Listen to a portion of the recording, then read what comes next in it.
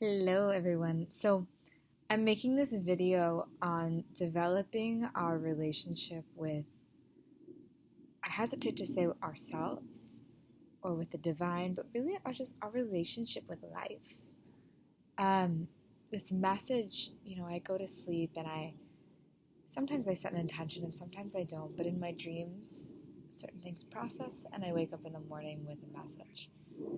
And the other day, the message was to make love with the moment. And this has really been permeating my system since then. I've been really diving into what that means for me and how that can not just serve myself but all of us as humans. And what it comes down to is sensuality and deep inquiry and realization of the self. And I'll explain what that means. So, on a very surface level, but a level that actually permeates quite deeply, as I practice making love with the moment, it's how I feel. It doesn't mean I need to like everything, but it's just, can I feel everything that I'm feeling? And can I hold space for it? Can I be compassionate to that?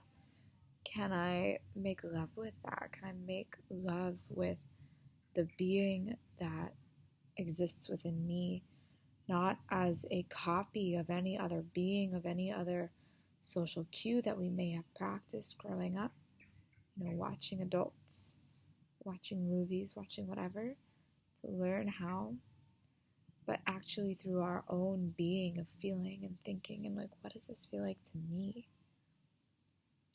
So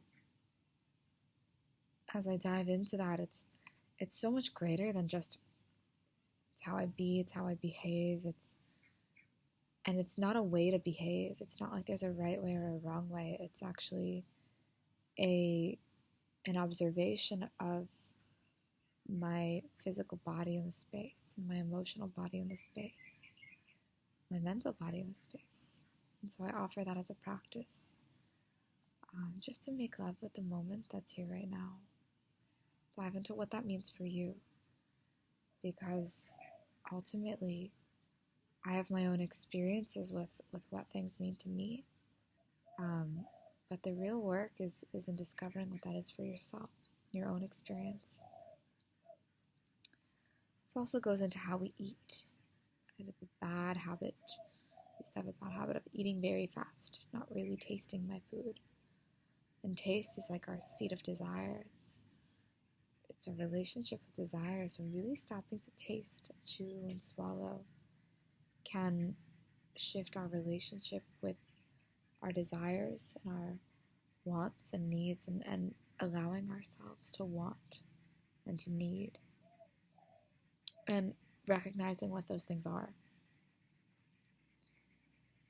So secondly, this was a deep inquiry into the relationship with the self and recognizing that it's already present. So what I like to do is I have a series of prompts, questions I ask myself of things I desire, or what I'd like, or what, envisioning what feels important to me and what that might feel like, or what I think that looks like. Maybe reading what other people's experiences and seeing what resonates with me, and actually tapping into where that's already present in my life. This is a really important aspect of it, because we can sit here and desire and be like, oh, I want that, I want that, I want that. And what the Buddha teaches about desire, it's not the desire it is. It's not about stopping and repressing desire. That's actually not healthy for us. Desire is a really natural part of creation and life. That's our power. But it's actually about allowing that desire and letting it be there and fruit and come to fruit, and letting it be birthed, and desire and birth, and this is just the cycle. And saying thank you when we have what we desire. And sometimes we find that what we think we want isn't really what we want, and that's okay too. We can feel into that and respond accordingly. We don't have to say yes just because we receive what we asked for. we can receive it and feel into it and feel into if it's a yes still. Yeah, and then really tapping into the fact that everything we want is already here. And so once we label what it is that we desire,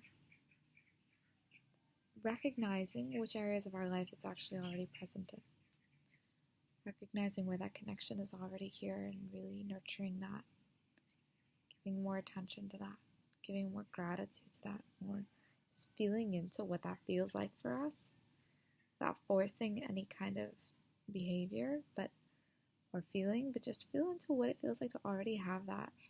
And is it still what you want? Is that still what you're desiring? Because it's already there. And if it's not, that's okay. You can say thank you and dive deeper. Okay, if that's not what it is that I'm desiring, then what is it that this yearning? What is this call? And from that space, we can really, really get to know ourselves and what it is that we need and desire and want. So this is my words on desire, which is in yoga related to the second chakra, which is of course related to sexuality, money, power, and creativity. It's a very powerful space. So as we take responsibility for our being and our creativity and our power, knowing that our power is safe. We're safe to desire. We're safe to express. We're safe to be powerful. Because when we choose it, of course we would choose love. Maybe some people wouldn't, but I really feel that consciously we would all choose love. So there are practices to work on opening second chakra, practices to work on sexual healing, on healing our relationship with money and healing our relationship with power. There's self-inquiry and there's meditation. So if you're looking for any of that, you know where to come, and just as a support system and as a guide. And most importantly, look within, because your experience is your experience, and that's going to hold more truth than what any other person can tell you.